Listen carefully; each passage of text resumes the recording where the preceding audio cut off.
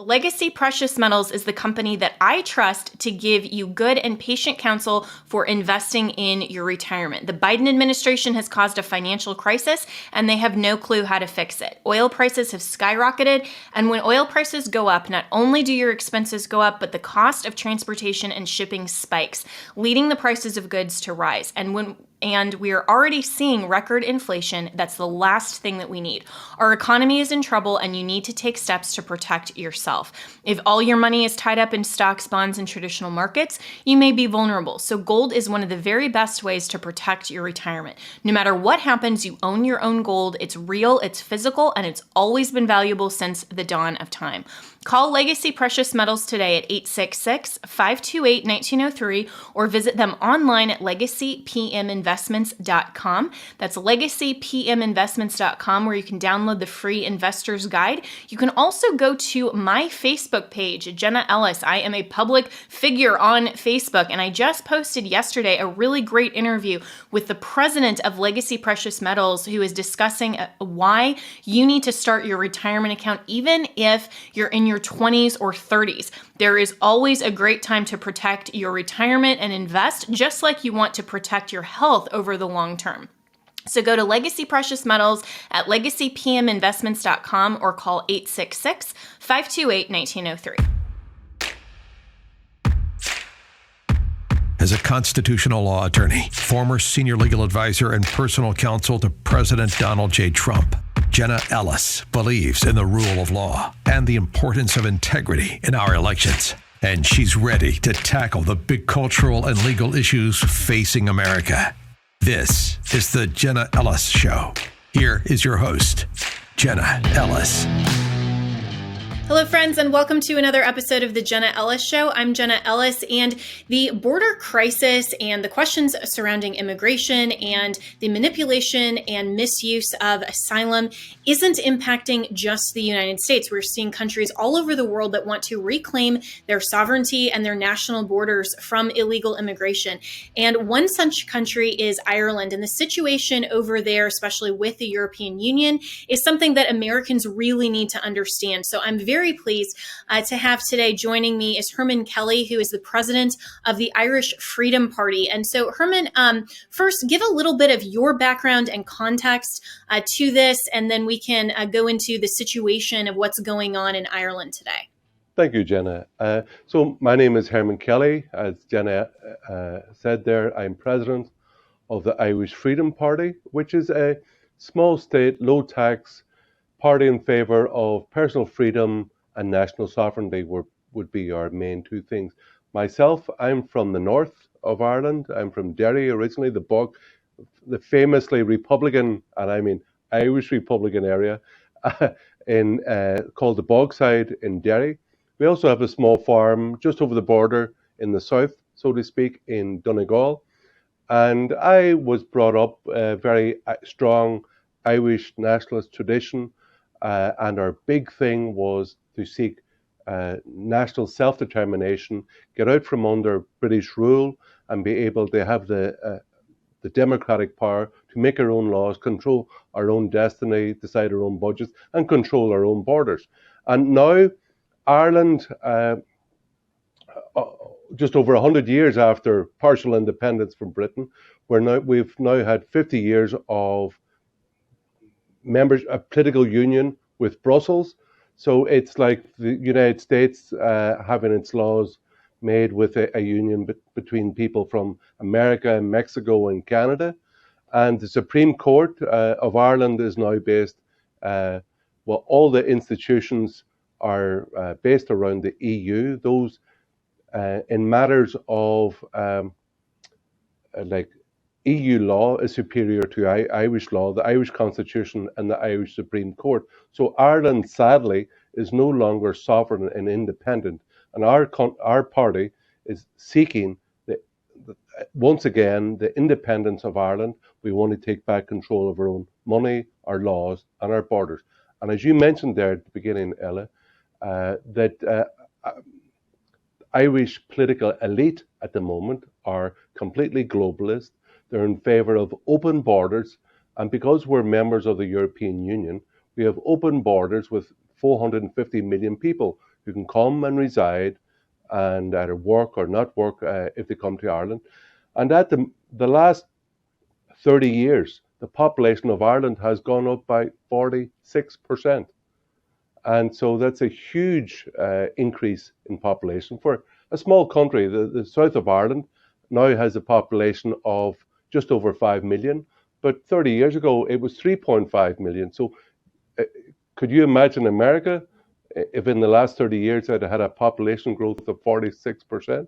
We're getting pretty close, I think, to that with Joe Biden's reckless lack of border control. But this is exactly why this discussion, Hermann, is so important today, and why people need to recognize what it means to give over sovereignty and have other institutions that are not directly responsible and representatives of the people of your nation responsible for the laws and the policies.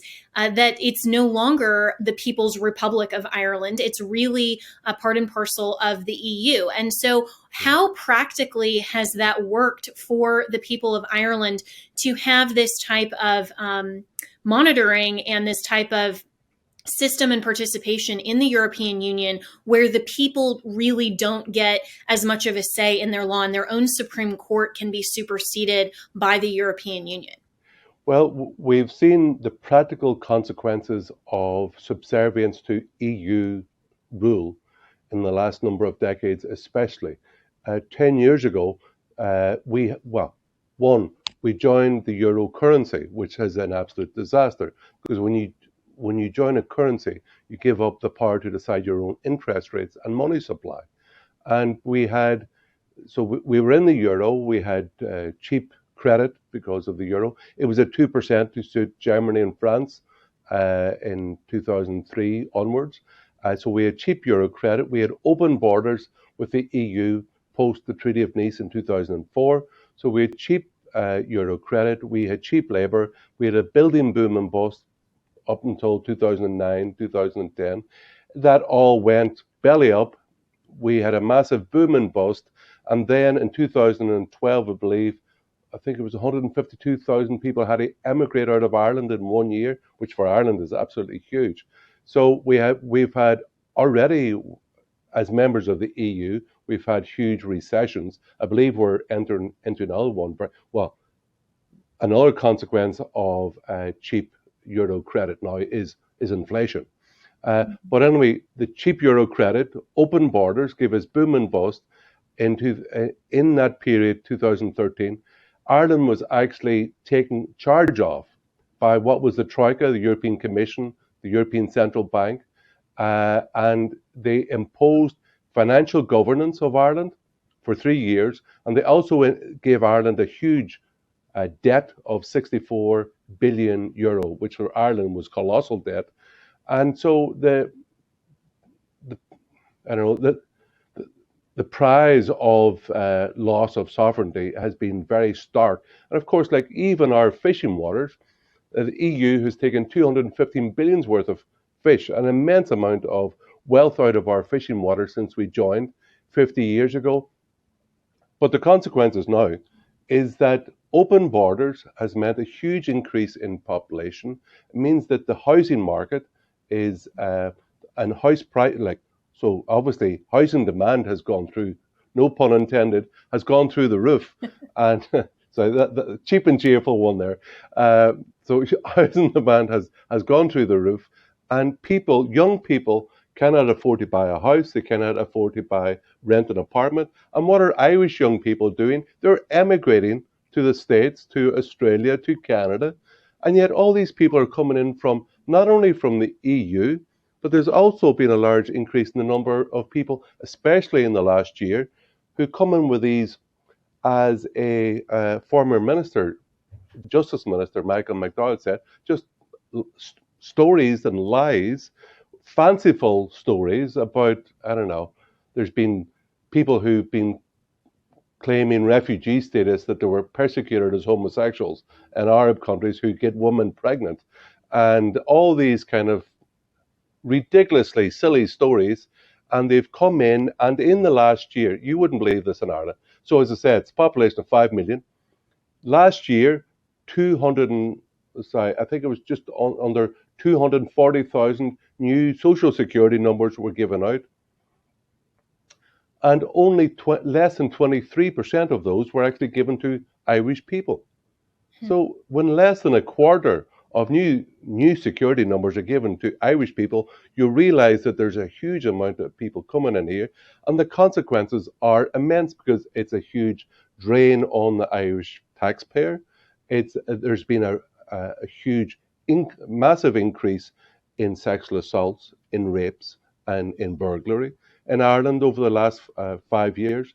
And people are now starting to ask, actually, just over the last 2 months, I would say even over the last month, there's been a large rash of rallies and protests around Ireland on the issue of immigration, that people have had enough of all these bogus stories of asylum seekers, the number of young men who are coming in, being put up by the government, the traitorous Irish government, are allowing these men to, inviting these men from around the world to come into Ireland, where they get free housing, free food, everything on the taxpayers' pence.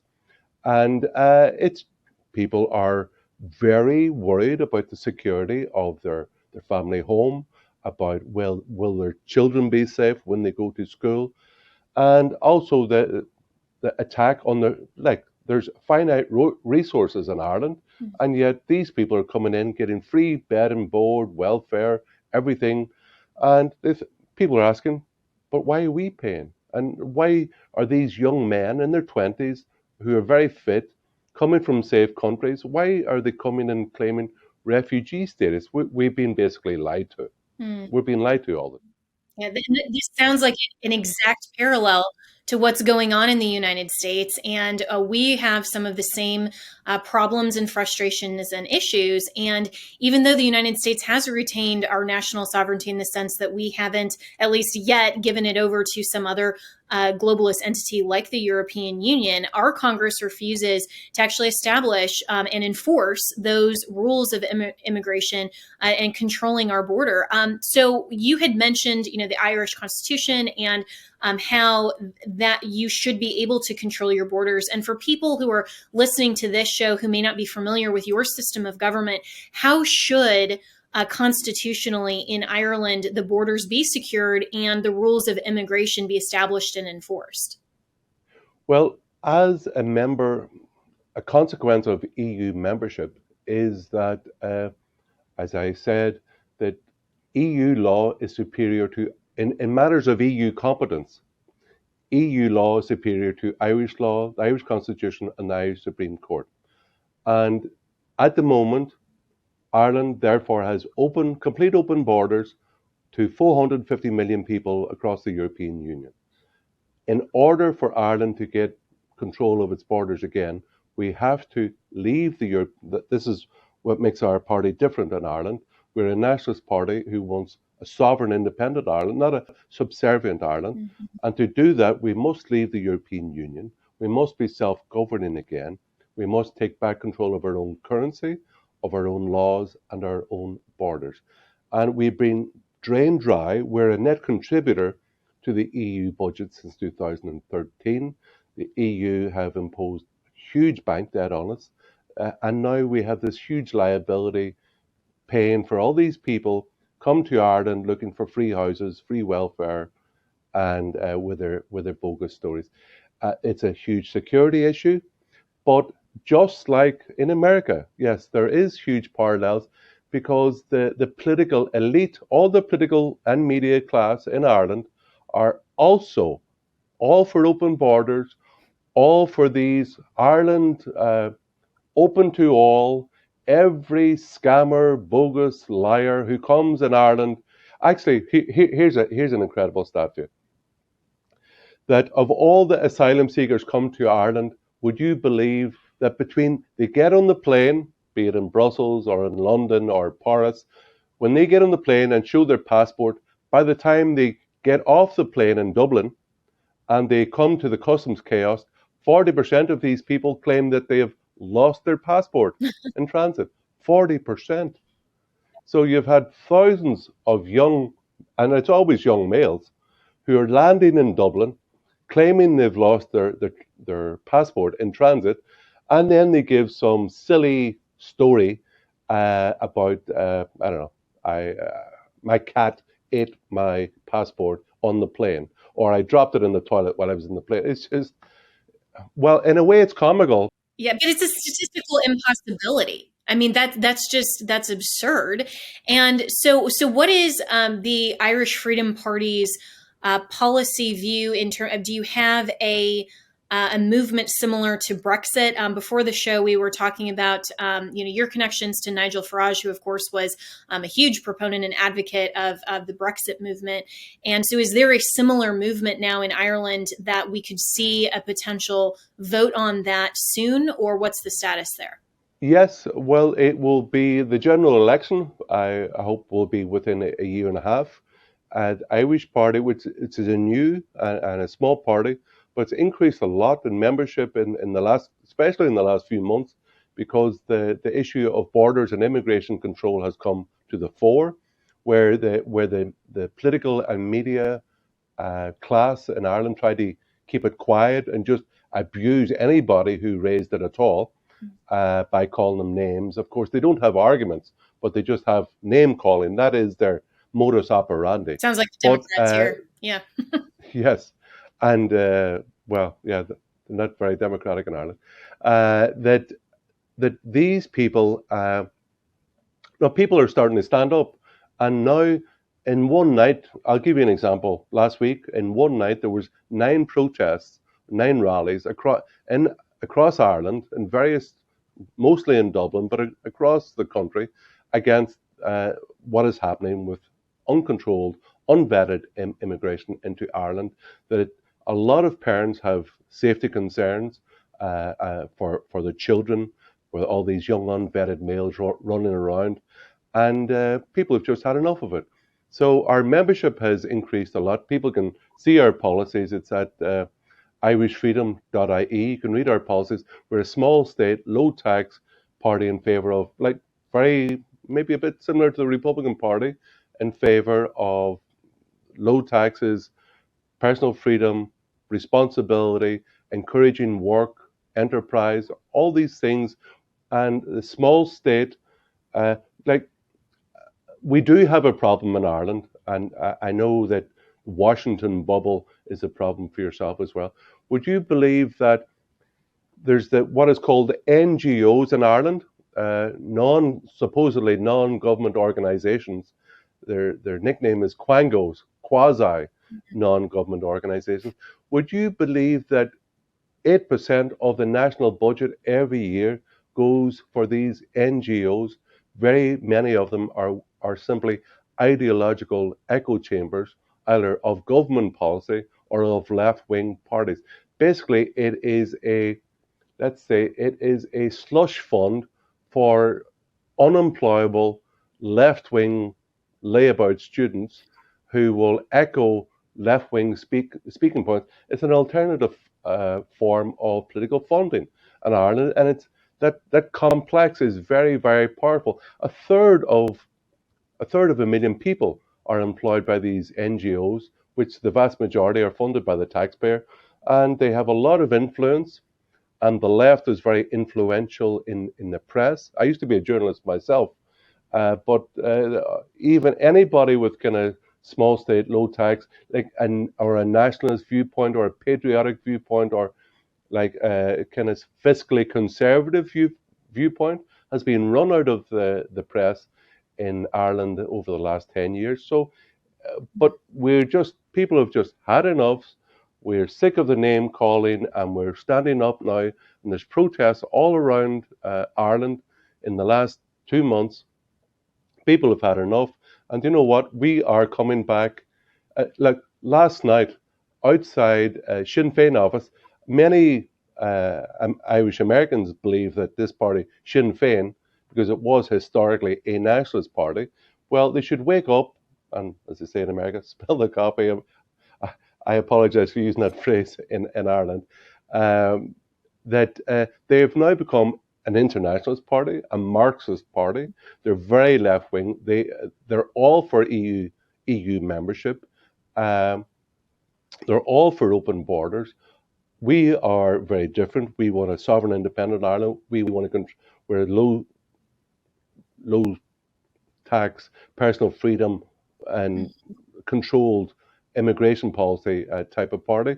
And now people are like, there last night in Finglas, 200 men went and campaigned or protested outside the office of Sinn Féin. So people are waking up. We're working class people, and our support is not from the comfortable middle classes. It's from working class people who are very angry about the consequences of open borders. You'll also find a lot of people talking about the influence, the state influence, the secularizing influence of the state when it comes to a relationship and sexuality, teaching in schools. They don't like the pushing of this trans LGBTIQ minus agenda in the schools, like this hang-ups about transsexual toilets and showers for everybody, and this kind of they are, I would say, they're also not only like economically liberal, but they're also, I would say, more socially conservative and more proudly Christian and Catholic than the political elite, who are often very secular. So when you look at cultural Marxism and its emphasis, and it's about they're all they all want destruction of the nation state, destruction of the family, even down to the destruction of the distinction between male and female. Well, this is now the kickback is now coming, where we like to stand up for the complementarity of man and woman, promote the importance of the family, and take back the prerogatives of the nation state, where the people of Ireland, have the democratic control of our own destiny. So that's what we're certainly fighting for.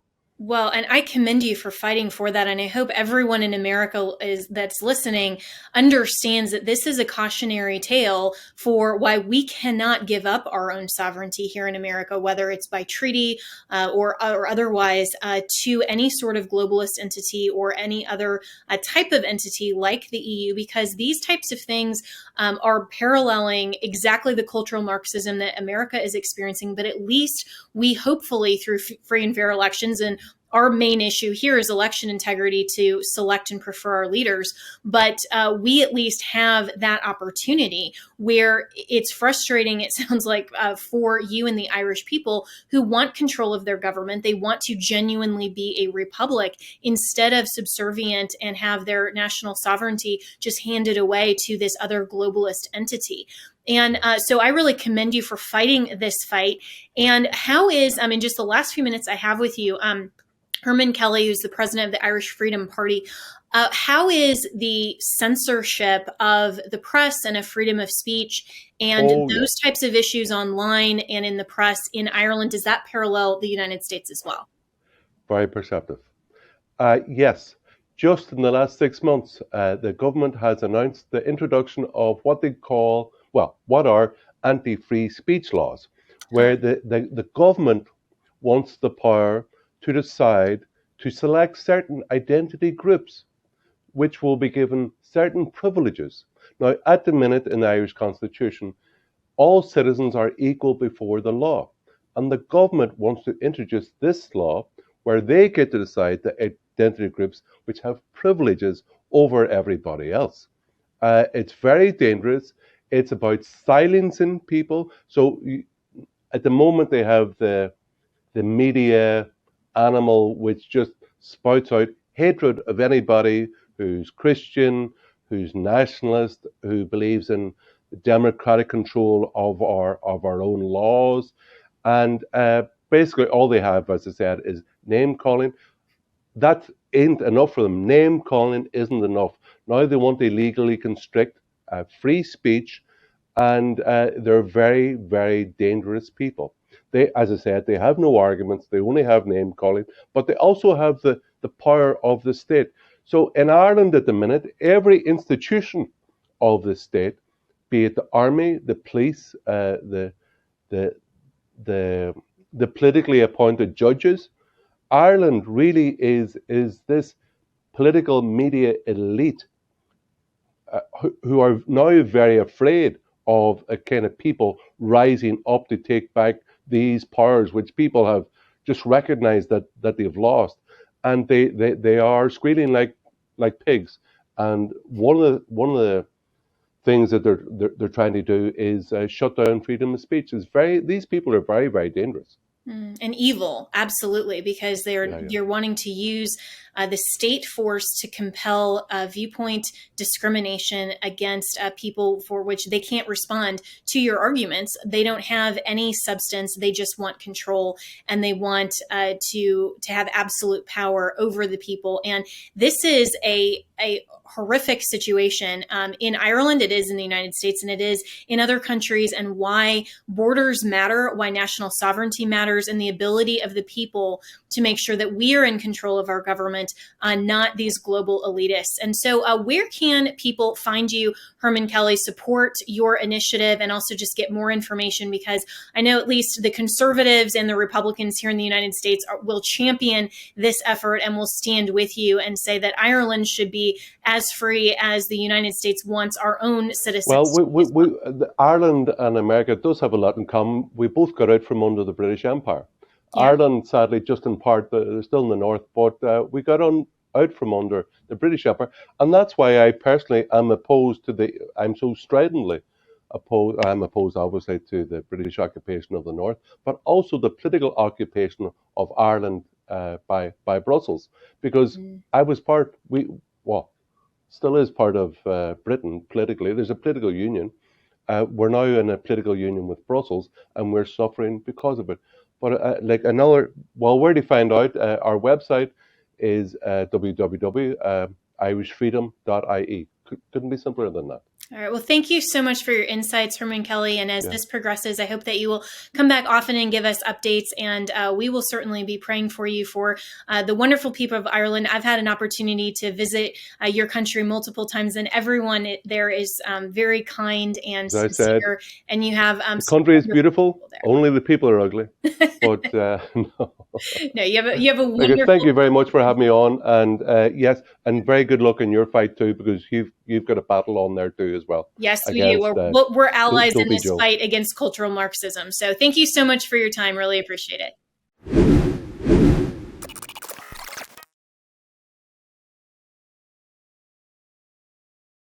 Legacy Precious Metals is the company that I trust to give you good and patient counsel for investing in your retirement. The Biden administration has caused a financial crisis, and they have no clue how to fix it. Oil prices have skyrocketed, and when oil prices go up, not only do your expenses go up, but the cost of transportation and shipping spikes, leading the prices of goods to rise. And we are already seeing record inflation. That's the last thing that we need. Our economy is in trouble, and you need to take steps to protect yourself. If all your money is tied up in stocks, bonds, and traditional markets, you may be vulnerable. So gold is one of the very best ways to protect your retirement. No matter what happens, you own your own gold. It's real, it's physical, and it's always been valuable since the dawn of time. Call Legacy Precious Metals today at 866-528-1903 or visit them online at legacypminvestments.com. That's legacypminvestments.com, where you can download the free investor's guide. You can also go to my Facebook page, Jenna Ellis. I am a public figure on Facebook. You need to start your retirement account even if you're in your 20s or 30s. There is always a great time to protect your retirement and invest, just like you want to protect your health over the long term. So go to Legacy Precious Metals at legacypminvestments.com or call 866-528-1903. Experts have been warning that a food shortage could be coming even in the United States. They've been telling us this for months.